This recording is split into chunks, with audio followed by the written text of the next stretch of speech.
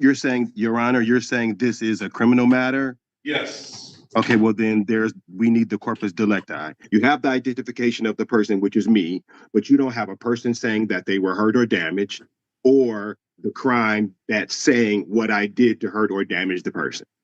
So how do you have a crime? You went to law school? No, Your Honor, I have not. You're in a whole different ball game, and you need to come on to this ball game here. Today's courtroom drama is one for the books. Judge Perkins, famous for his no-nonsense approach, is dealing with a defendant who claims to be a sovereign citizen. Translation: he believes he's above the law and can pick which rules apply to him. Judge Perkins isn't buying it for a second. With calm precision, he dismantles every bogus argument and makes it crystal clear. The law isn't optional, no matter what you've seen on YouTube. This could have spiraled into chaos, but Perkins keeps the courtroom under control with authority and composure. If you were in his shoes, how would you handle this? Drop your thoughts in the comments, and let's break down what happens next. I'm going to give you a $0 bond. And I'll recall the warrant. What is your motion, sir? I have a motion to strike and dismiss. What are the bases? Basis of federal rules of civil procedure. Number one, there's no claim.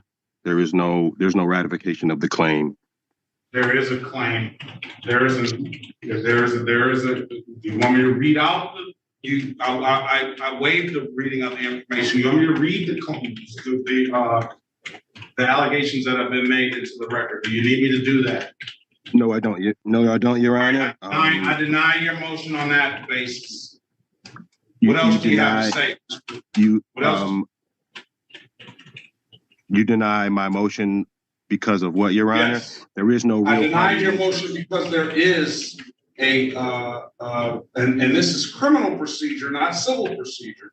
But I denied your motion because there is an allegation here. You're saying, Your Honor, you're saying this is a criminal matter? Yes. Okay, well then we need the corpus delicti. And so that's what I'm asking for. If there was a criminal matter, basically what you're telling me is that something has happened, someone has either been damaged or someone has been or either someone has been damaged or someone has something has been come up missing. And if that's the case, then that means that there is a crime. And if there's a crime, then there is the what do you have that's saying that I did the crime? What you're saying that I created this crime that hurt this person, and if I hurt this person and I created the crime, then a third thing that you have to have is the identification of the person. You have the identification of the person, which is me, but you don't have a person saying that they were hurt or damaged, or the crime that's saying what I did to hurt or damage the person. So how do you have a crime? Okay. You went to law school? No, Your Honor, I have not. And where did you get that? Where did you get that from?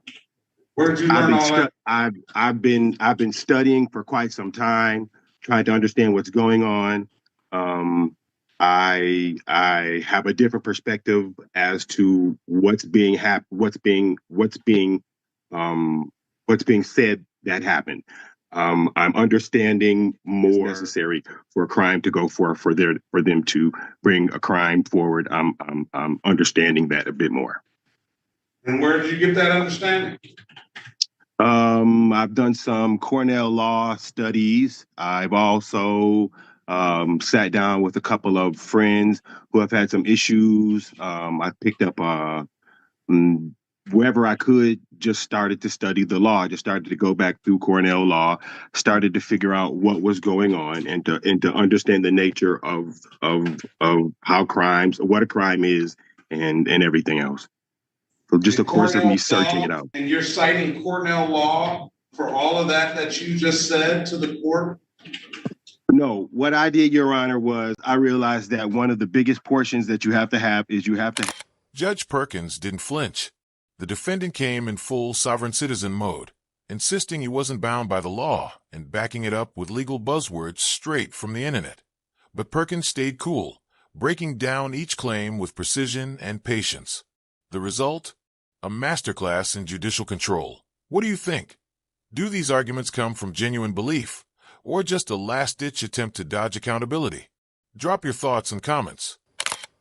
What do you mean, what is the corpus delicti? What is your understanding of what corpus delicti is? That is the corpus delicti is the law that's saying that there is a crime that's being committed. So in order to do that, you have to show the corpus delicti, which is you saying this is what happened. This is how this person was damaged. There is no the person. Officer on this day, on these dates, because I got a lot of them, said that I you object. drove. I object. The officer works. Okay, I apologize, Your Honor. I apologize, Your Honor. My apologies. The officer says that you drove a vehicle that wasn't registered and wasn't titled, or titled and or untitled, that you drove without a valid driver's license, that you drove without valid insurance. Again, on a different occasion, they allege that you drove without a valid driver's license and no insurance. And then on a different occasion, they allege that you drove without unregistered or untitled or both, and drove without a valid driver's license, repeat offender, that you failed to have a trailer plate, and that you failed to secure a load on your vehicle. And on another occasion, on the same occasion that you failed to secure, that they allege you failed to secure the load, failed to have a trailer plate on your vehicle, that you didn't provide a valid driver's license. So those are the crimes. And in the state of Michigan, whether you agree or not, they are crimes. So based on your motion and all of that stuff you talk about, corpus delicti and things like that, the court denies the motion. Okay, based on those reasons I just said. Now, how do you want to move forward? Because wait a minute, I'm not finished. My apologies, Your Honor. How do you want to move forward? Because in my experience, someone that comes into court, as you do, you do not want to take an offer. You do not believe that you need to have plates or registration or insurance. And you just disregard all of that portion of the law, and either you are going to move forward by having a trial, or you're going to take a deal. What do you want to do, sir? Your Honor, first I want to put my objection on the record. And at that point, whatever your objection is noted. What do you want to do, sir? Do you want a trial? You have two options: trial, or you want to take a deal. Your Honor, I request a jury trial. A jury trial. A jury trial, yes, Your Honor. Very good. This defendant is demanding a jury trial for traffic tickets. Yes, you read that right.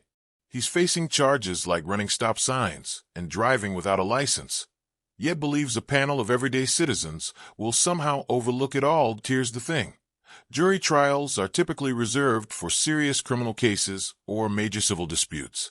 Trying to force one over basic traffic infractions? That's not strategy. That's adding unnecessary chaos that no jury can erase the fact that traffic laws apply to everyone. So, is this a clever loophole? Or just a desperate delay tactic? Let me know what you think in the comments. You know what I want to ask, Mr. Gray, and you can choose to answer it or not. Yes, Your Honor. But what I surmise and what I've heard, and I don't know if you're alleging the same thing, is that and you basically did allege the same thing, that no crime has been committed because no person has been, the people of the state of Michigan are in danger of you driving without the proper documentation or anything like that. But I don't, and I'm gonna surmise, and you can correct me if I'm wrong, that you're gonna say that there's no jurisdiction to be able to pull you over because no one has been injured. Is that correct? I think that what I'm saying is that the city of Detroit had an officer pull me over to say that you're not following these rules. And my stance is, okay, well, then that's fine. If we're following rules, then therefore, let me make sure that you as well as are following the rules, because if I don't do that, then freedoms are lost. So that is in which that is the way that I proceed to say, okay, well then if we're playing cards and we playing show me yours, if this is your hand, then this is mine, and let's proceed accordingly to the law. That's it. That's my only standing is if someone doesn't stand up every once in a while and define the edges, then they all disintegrate and people lose rights. And you know something? With that being said, I would agree with you 1,000%. Mm-hmm. That's why I pride myself, and I hope I'm doing a good job for the citizens that come in here and the police, for that matter, and the prosecution, that I am calling the balls and strikes right. And if something doesn't proceed as it should, then I will dismiss the case one way or the other. But in my short time on this bench and in my time at practicing law as a defense attorney, I get this, they can't pull me over. I've heard the corpus delicti, first time the civil procedure has been thrown at me. But from the way I see it, is that you just don't feel that the police have a jurisdiction to pull you over for these issues. Is that correct? Do I have again, Your Honor, what I feel is that if we are following rules. This defendant is demanding a jury trial in March 2025 for traffic violations. His defense, that certain laws don't apply to him. The problem, courts have rejected these arguments countless times. Traffic laws apply to everyone on public roads, no exceptions. Judge Perkins kept things calm and professional, even as the tension in the courtroom rose. He gave the defendant every chance to understand the law, but instead of closing a simple case, this man may have opened the door to far bigger consequences. Does he truly believe this legal theory? Or is this just an attempt to dodge responsibility? Drop your thoughts below. I want to hear what you think. I have to follow the rules, and every person out there, all of these officers, everybody else has to follow the rules. So if it comes down to it, what I'm going to hope that you do by the time you come back on the trial date, jury trial date is going to be March the 18th, 2025. Thank you, Your Honor. You're probably going to have an audience because everybody follows me on these cases all the time. I understand. All right, and I don't know if that's what you want, but we're gonna do that. It's not that. March the 18th, 2025. We're gonna have a final pre-trial date. Final pre-trial. This is to you, Mr. Bowman, especially the day before on February 17th, 2025 at 8:30. So Mr. Gray and Mr. Bowman, Mr. Bowman, I need you to have all your officers appear on that date. Who's ever going to state these allegations, so that we know that we're not just summoning the people of the city of Detroit to a jury that's not actually going to go. So all parties must appear, and that can be via Zoom. And the trial is going to be in person. All right. All parties must appear on final pretrial date and obviously on the trial date. And what I would implore you to do is you need to figure out the right game, because it doesn't sound like you're playing the right game. I understand, Your Honor. I appreciate, first and foremost, let me say, I appreciate the dialogue. I appreciate you sitting here and engaging with me at this level.